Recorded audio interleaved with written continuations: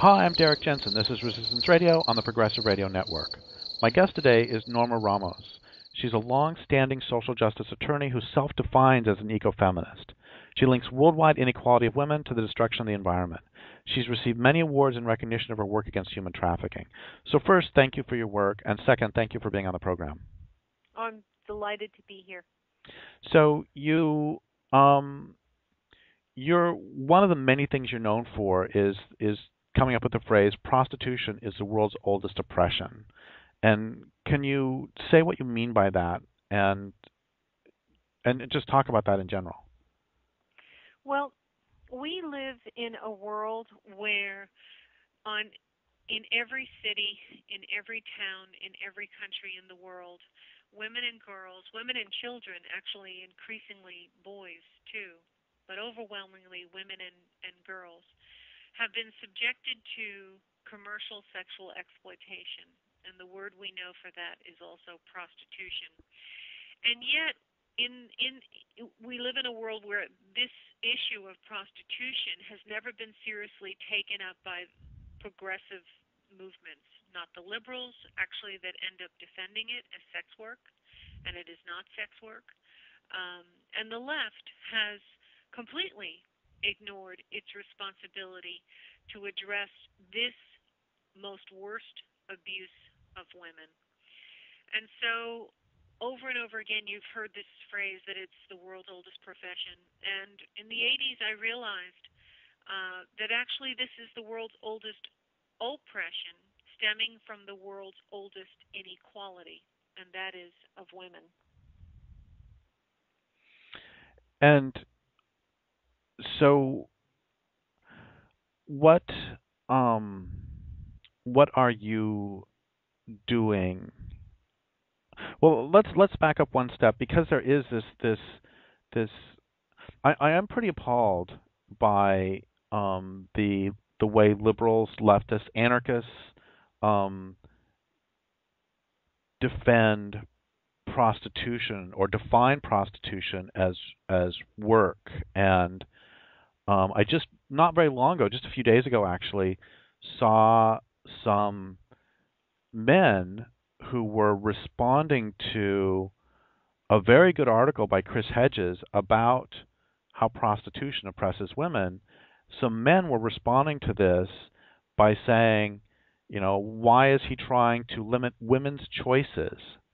And talking about this in terms of of attempts to um, attempts to any attempts to inhibit or limit in any way prostitution is presented by them as oppressing women. And two things about this. One of them is that I just find it extraordinary that any male could defend something that at the very least potentially harms women. That would be like a white person defending chattel slavery of African Americans or of Africans. And so there's that, and then there's also it just seems so absurd to me. So can you just shoot down that notion, basically undercut what they're saying, because that just seems so Yes. crazy to me that I can't even respond to it. Yes. It's actually a lot of these men are being misled by liberal feminists uh, who can often be found at very privileged elite women's colleges, and they have come up with a theory that prostitution is in fact agency is the term they've come up with it, that a woman actually finds liberation through her ability to sell her body. This is a very liberal notion that is devoid of any understanding that prostitution is actually a function of lack of choice, and that women of color, poor women, most especially indigenous women, children who have gone through the foster care system and graduate into homelessness. So homeless women are all overrepresented in prostitution.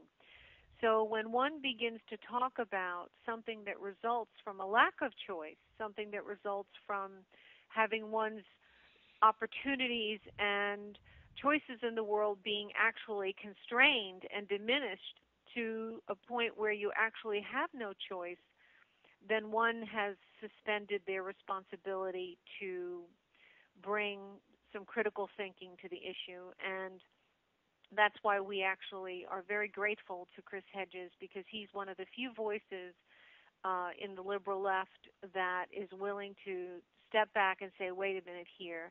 I think we're talking about commercial sexual exploitation. I think we're talking about the destruction of women and girls. And one of the things that I tell people when I have these conversations about what is the nature of prostitution is that survivors have described prostitution as prepaid rape. And survivors have talked about prostitution as being an industry that is largely owned and controlled by organized crime. And so there is no liberation through organized crime. There is no liberation through commercial rape. There is only what has been documented by the Prostitution Research and Education NGO, headed by Melissa Farley. There is massive trauma. So you use the word massive, and can you describe briefly the scale of either are you defining trafficking and prostitution the same, or are you defining them somewhat separately? I know that Rachel Morin describes them slightly differently. So can you just actually, I don't care about that. What I care about is the scale. Can you talk about the scale of either trafficking and or prostitution?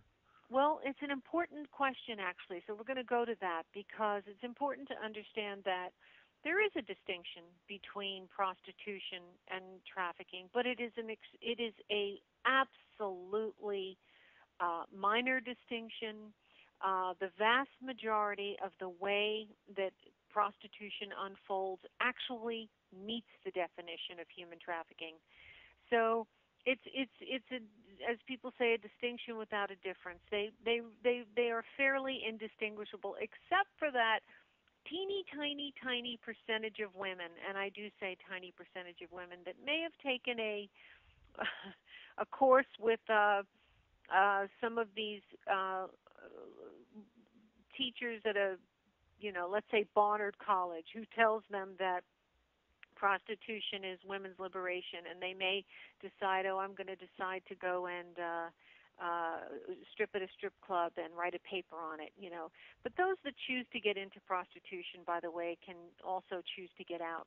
Prostitution is actually very easy to get into and very difficult to get out of. I am on the board of Breaking Free, which is one of the most amazingly well-run and brilliantly conceived services for those who are trying very hard to exit prostitution, and they're located in Minnesota. And we have learned from women that it's very difficult to overcome all of the factors that led them into this horrific set of circumstances we know as prostitution.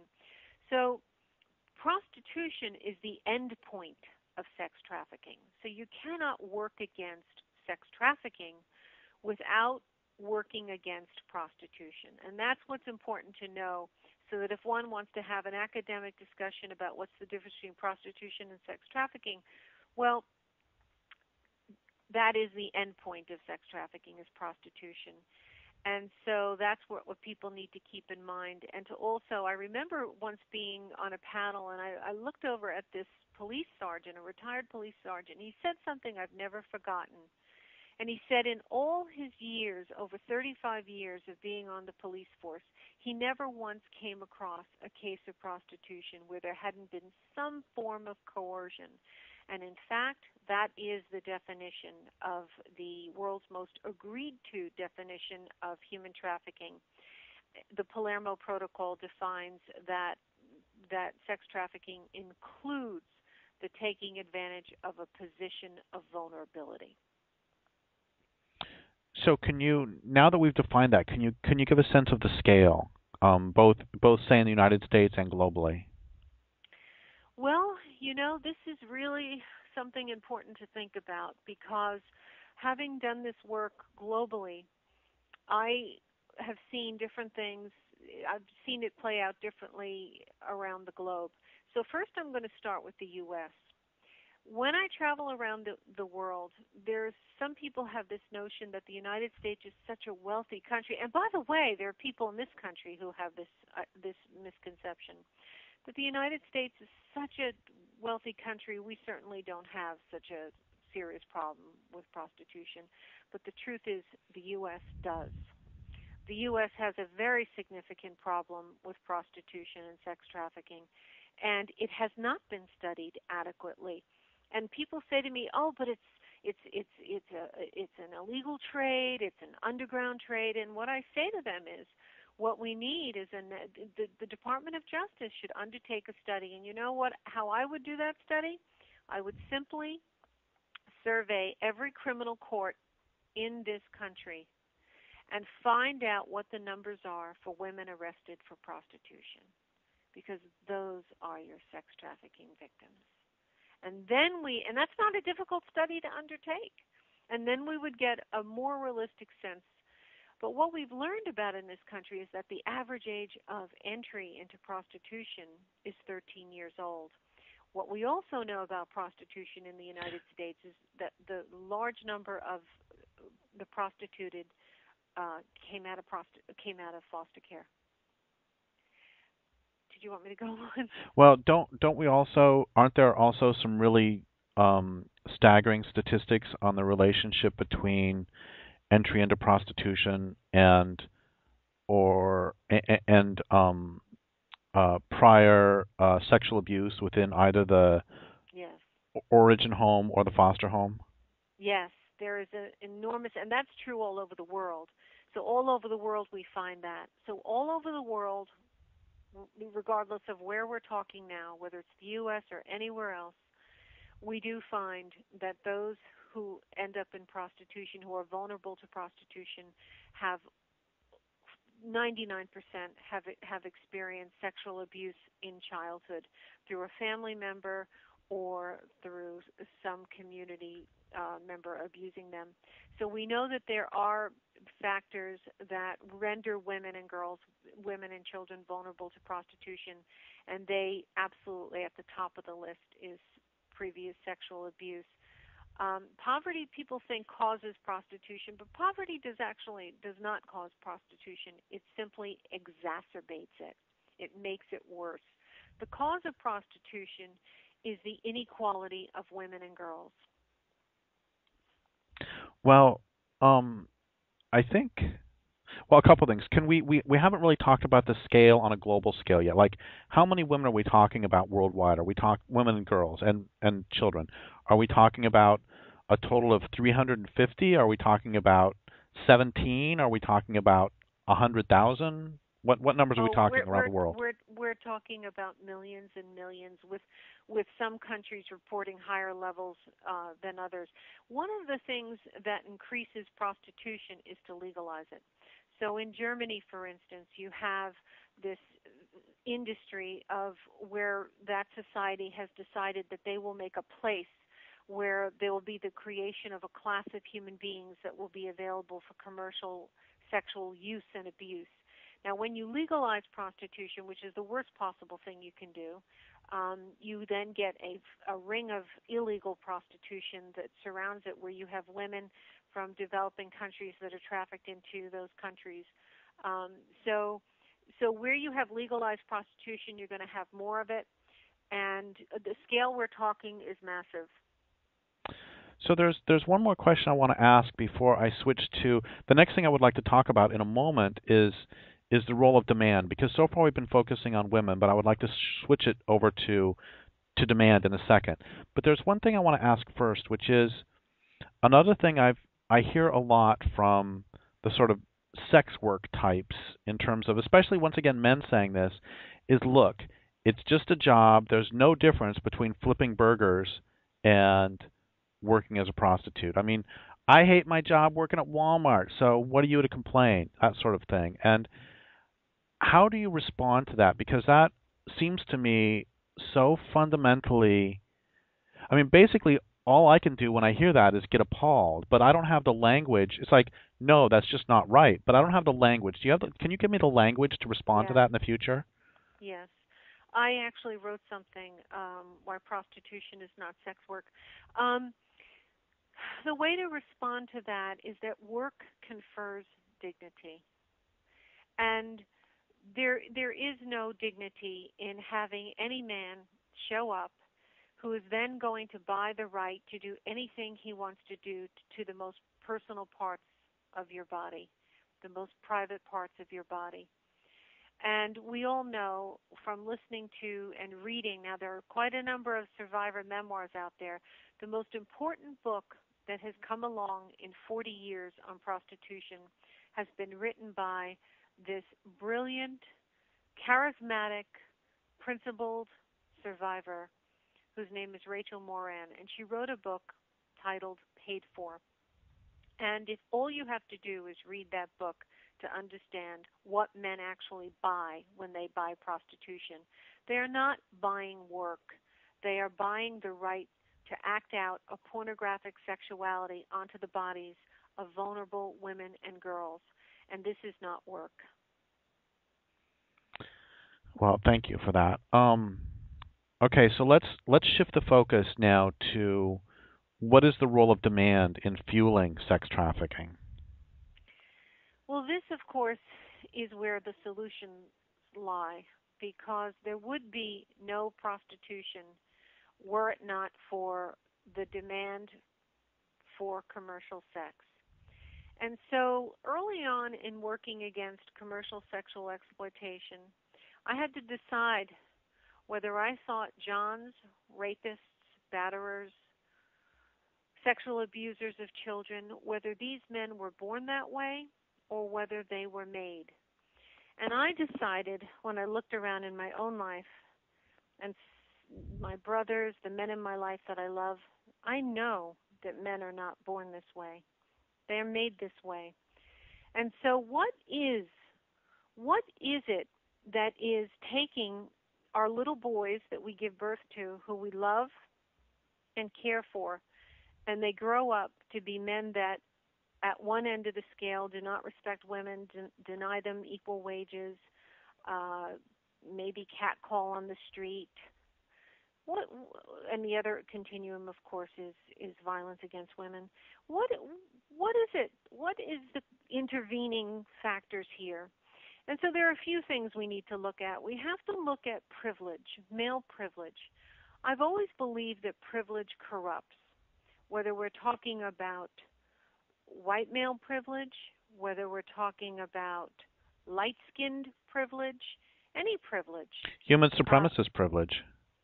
Any form of privilege, I believe, actually corrupts. It begins to create a culture of entitlement. It begins to create a sense of something or someone is less than who you are, because why would you then deserve better treatment if they were not less entitled? So I think we have to, this is the hardest thing, by the way, to have people look at, is privilege, because we all have some form of it, and of course there's a scale of it. And as a light-skinned Puerto Rican woman, I recognize that as a light-skinned Puerto Rican woman, I have privilege over my darker-skinned sisters and brothers. And so I always like to start with myself, because we have to model what we say. And that's a painful thing to think about, because I don't want to feel that I'm privileged over anyone else. But I know that I am in connection to my darker-skinned brothers and sisters.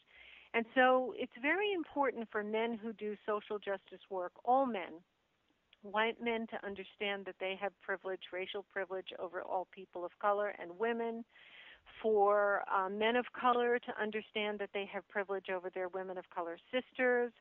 And so privilege is something we have to look at as a society, and we're beginning to see some dialogue take place around that over police killings. However, we have to look at sexuality, because prostitution becomes the place where men are destroying women and children through the very act that creates life.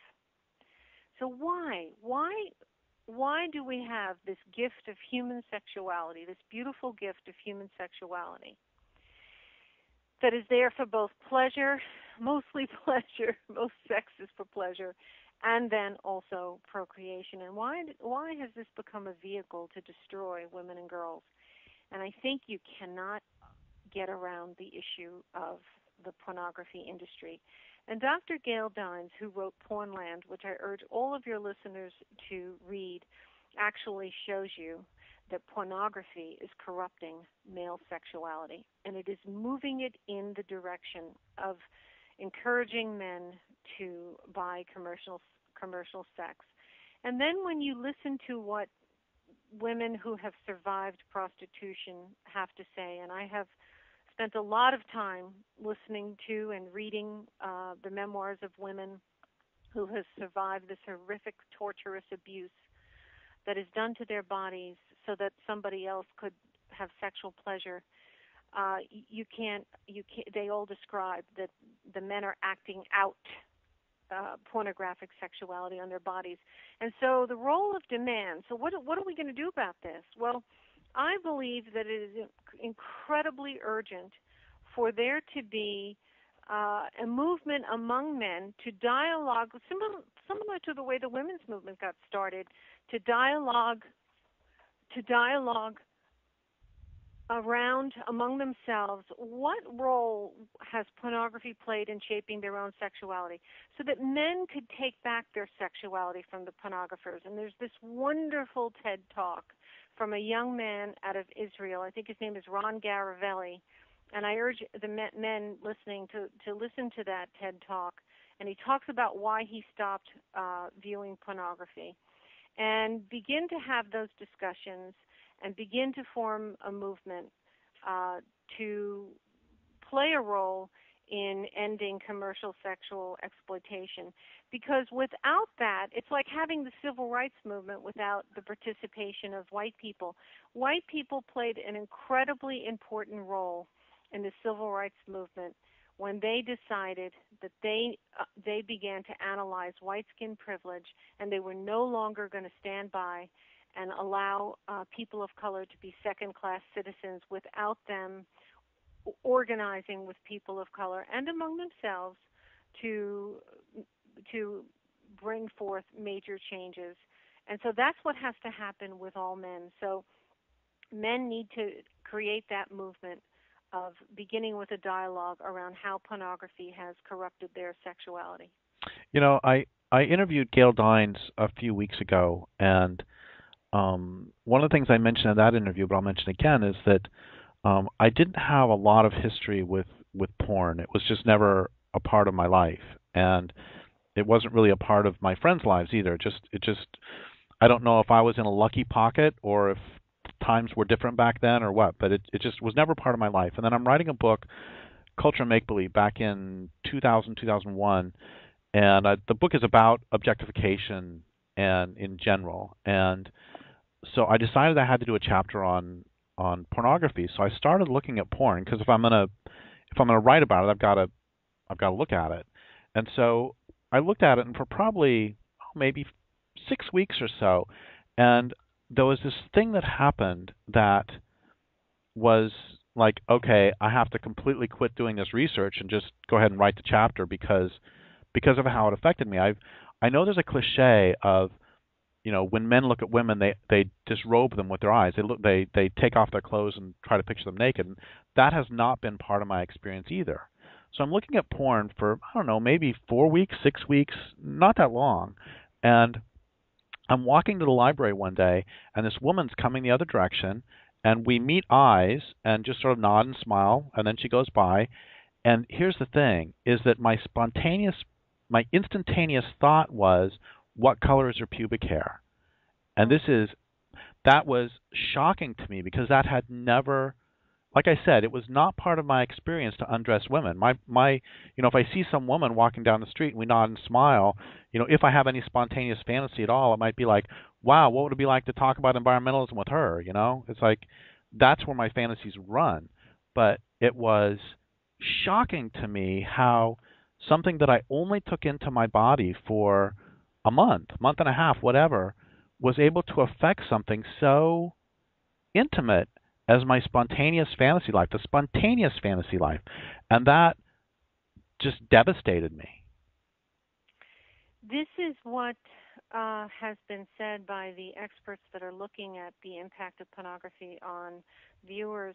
And I can't remember the article, but I never forgot the central idea, which is that when we consume materials when we are sexually aroused. Of course, pornography does sexually arouse people. There's something called brain imprinting, and it's like these filters then release, and it's imprinted on your brain, and it does radically alter the way you think. This is what makes it so extremely dangerous, that we have now generations of children who are never going to learn about sexuality through, for instance, in the pre-pornography generation, seeing teenagers kiss and hold hands, or seeing, the way sexuality plays out. Uh, and now it's the pornographers that are the sex education, and the pornography is just filled with hatred of women, filled with the eroticization of violence, filled with the eroticization of domination and subordination. And this is why we're beginning to see the effects with campus rapes. I mean, we're now having generations of young men who have grown up with horrific sexualized images of hurting women, and seeing women as mere objects that they can access regardless of whether a young woman wants to have sex with them or not. So another thing that's very important to you, we're about at a little over the halfway mark for this interview, and in our discussions beforehand, one of the things you made very clear is that you wanted to talk about trafficking in women, and you also wanted to make the linkages between that and this culture's assaults on the natural world. So, can you? One of the things you wrote to me in a note that you wanted to talk about is what men can do to create a world free of all violence against women and girls, and the urgency of ending abuse and exploitation of animals. So, can you talk about, in your perspective, what is the relationship between, I mean, is it the entitlement? Is it the privilege? What is the relationship between um, the trafficking of women and the abuse of women and the abuse of the natural world? Well, they're inextricably linked. This is why I call myself an eco-feminist. I believe the global inequality of women, which is the core original model of domination, that of men over women, has led to all other dominations. And that domination includes the domination of humans over our environment. By the way, never see human beings as separate from the environment. We come from the environment, we're part of it. And somewhere along the way, and I believe it's the creation of the inequality of women, somewhere along the way, we have, and you could probably do 5 shows on how Western thought and duality and mechanistic thinking comes out of all of this. But we have see ourselves as a species being separate and apart from nature, but we are nature. We are a part of nature, which means we're part of every living thing, every single tree, every single plant, every single animal. We are part of that, and we have a responsibility to treat all life with respect. And so this this notion of of it being separate is actually a myth. And I was just talking with you before the show about this report I read in the New York Times of, I think it was seals or otters that were washing up Sea along lions.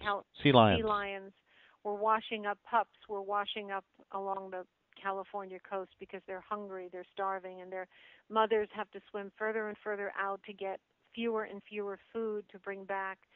And I just have been so sad since I've read that article, because what is it going to take for us to wake up as a species that we do not have a right to occupy this world in a way that makes it inhospitable for all the other species? And I know that many of us have that consciousness. We know something is terribly wrong. We know that the way that we're living on this planet is terribly, something has gone so wrong. The oceans are filled with garbage. Uh, there's just, what are we going to do collectively as a species?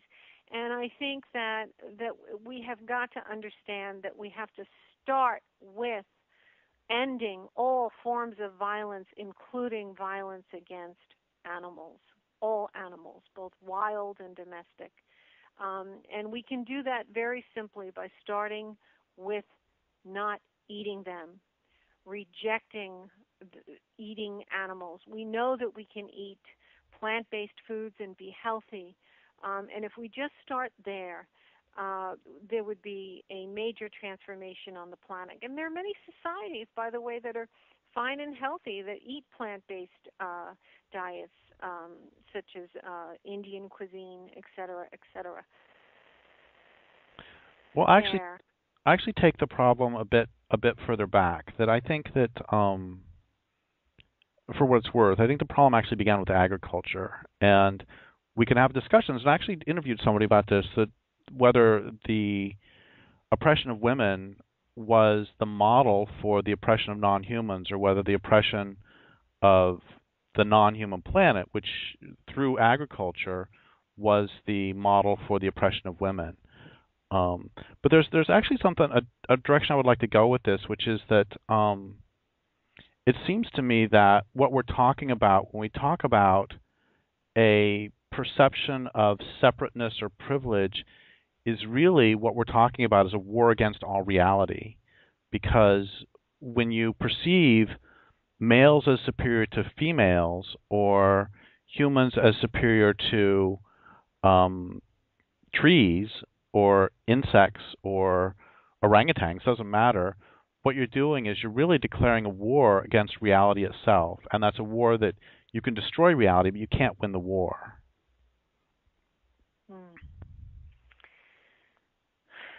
Yeah, that's very, very interesting. Yes, but I think we're living in a world now where people need very concrete things to do. And so what I ask people to do, and some people say, well, I just can't stop eating meat. And what I say to them is, then only buy free range and reduce it to just keep cutting back and back and back. Do whatever you can where you are to end cruelty and exploitation of animals. There's a wonderful publication I give money to, and it's called 101 Reasons Why I'm a Vegetarian. That's a wonderful group to support, and support the groups that are working to envision another way of living that does not visit pain and cruelty on other creatures. Well, this is one place that you and I are going to have to end up disagreeing, because actually plant-based agriculture kills. If somebody's eating a plate of rice, they've killed at least as many creatures as someone who eats meat. It's growing rice. There are salmon who die because they take water for rice for the Central Valley. And so if you look at the larger linkages, it ends up being, I mean, I completely agree with you about factory farms, but we should probably just leave that and move on. No, that's an important thing to think about. We just have to find out then, how do we eat that doesn't visit destruction? It's okay to disagree. I actually need to learn more about what you just said. So we would just have to know, what is that model? How can we eat in a way that does not visit destruction? I want to know how to do that. So please, you should do a whole show on that. Well, I have. And the thing that's really difficult, and one of the things we need to come to terms with, is not you and I, but all of us, is the fact that right now there is no way for humans to live sustainably on the planet, because we've exceeded carrying capacity. And sure, we can reduce, and I completely agree with you. You know, factory farms are an abomination, and we should never support them in any possible way. And the question becomes, how do you enfold yourself into what the local community can support? And there's what we have a real problem, because you're right now living in New York City, and there's no way that New York City can exist without massive violence to the natural world. And then I'm living in Crescent City, California, where the population is about 8,000, where it probably could have supported this, but the problem is that the runs of salmon, which is what the Tolowa ate for 12,000 years here, Mhm. The runs of salmon have been completely hammered. And so even Crescent City with its tiny little population, even that's no longer sustainable. It Mhm. it ends up being we're in this culture has painted us into a very bad corner. Um, so let's back up for a second. And could you define ecofeminism? What is that, and how is that going to be helpful to women, to men, to humans, to non-humans? Why is ecofeminism important? I've interviewed women who are definitely ecofeminists, but I've never asked anybody what is ecofeminism? Well, ecofeminism is it's premised on the understanding that the original domination is that of men dominating women, and that became the core model of all other dominations, the old dominating the young, um, racial domination, and then humans dominating nature and dominating animals. So it has to do with understanding that the core domination, model domination, is that of men over women, and that became, out of that flowed this dominator model that has led to the destruction. So the destruction of women leads to the destruction of the environment. And so to correct the only way we stand a chance of getting ourselves as a species is to create equality for women. And the way we do that is we end how inequality of women is maintained and enforced, which is through violence. Which is one reason that a lot of women say that you can't really be an anti-war activist without being a feminist. Yes. So, we talked about privilege. I mean, here's the thing. Okay, so in my first book, A Language Older Than Words, my first big book, one of the things I talk about is a question I was asking as a little child. My father's extremely violent. He raped my mother, my sister, and me. He broke my sister's arm. My brother has epilepsy from blows to the head. Oh. And a question I was asking as a child is, if his behavior isn't making him happy, why is he doing it? And in many ways, 26 books later, however many books later, that's still a question I'm asking about the larger scale. This is all just nuts? And um, how do you? And I don't know if I'm asking you this professionally or personally, or if there's a difference, but how do you explain this or understand this insanity of, I mean, you talked about the words privilege, entitlement. I completely agree with all those. Absolutely. But nonetheless, when we're talking about these levels of sadism, that just falls apart. You know, there's something beyond that, or do you disagree? I mean, I don't know. I'm still 26 books later. I'm still grappling with the question of why the atrocities.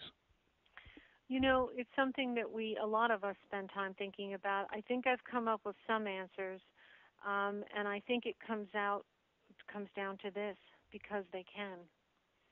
Because we live in societies are here to, we have societies so that we can collectively act, and ideally collectively act for the well-being of all the members of society. And so society sets rules. And when women and children are devalued through domination, through what we have been talking about, through the privileging of men over and boys over women and girls, when you have that privileging, when you have that core basic inequality, when you have that as the overarching defining element of a society, you're going to have the violence.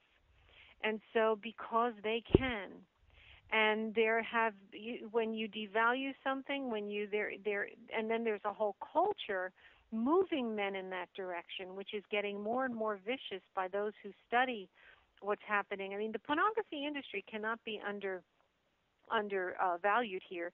It is an enormous industry that is that I mean, billions and billions and billions of dollars a year, flooding our world, flooding almost, I don't know one culture that hasn't been touched by it, with the most horrific images and video games that are incredibly pornographically influenced, Grand Theft Auto, shoot prostituted women, you get points.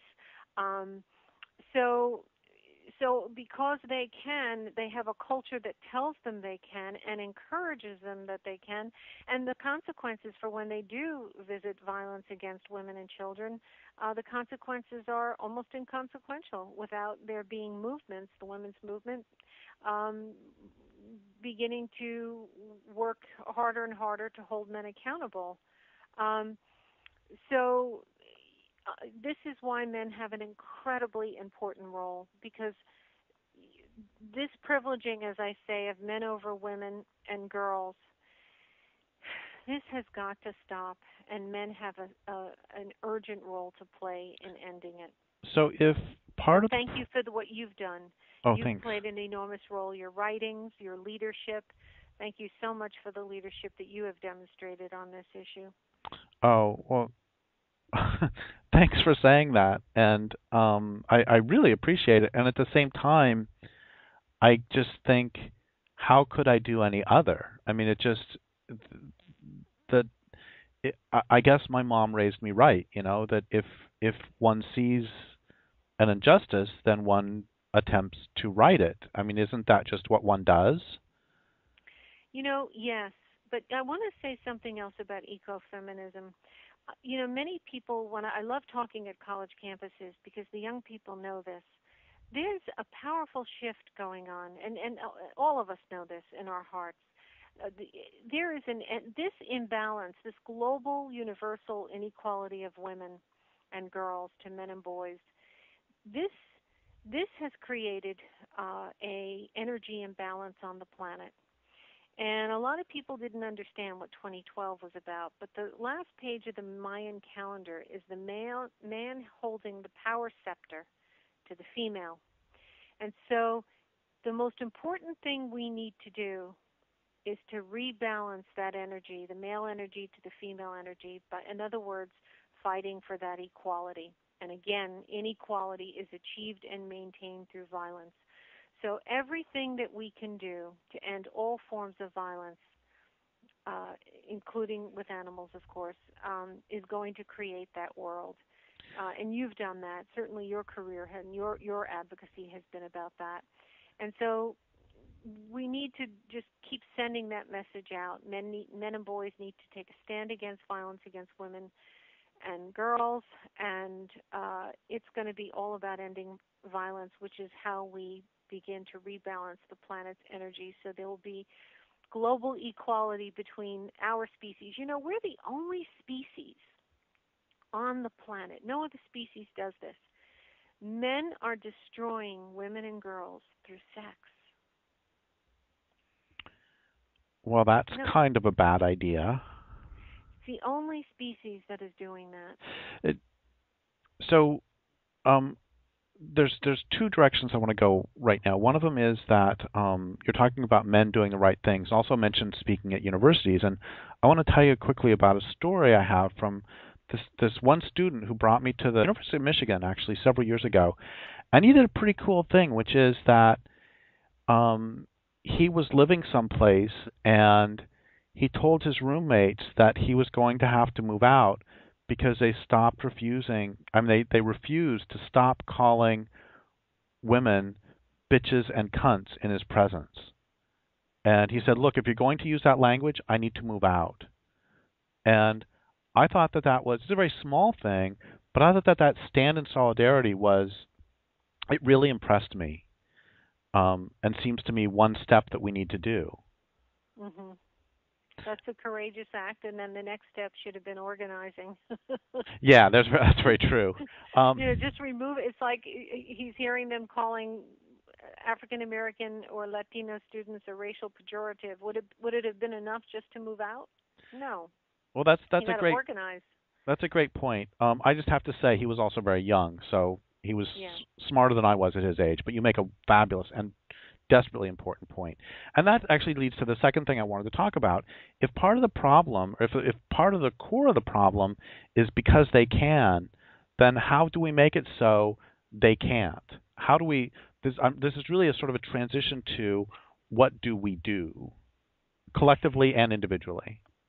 Well, The number one thing that needs to be done has never happened in the world on any significant scale, and here it is. For the first time in the history of human beings, men have to make it their political priority to create equality for women and girls. And that's the answer right there. That becomes the number one political priority of all men. That they'll put everything else aside for just this until we get this right. And there are concrete goals that can be met. There are concrete things that could happen. Women have to be at least 50% of all legislatures and heads of state. There has to be equality across the world. The wage gap gets closed. There will be no tolerance for any form of violence against women.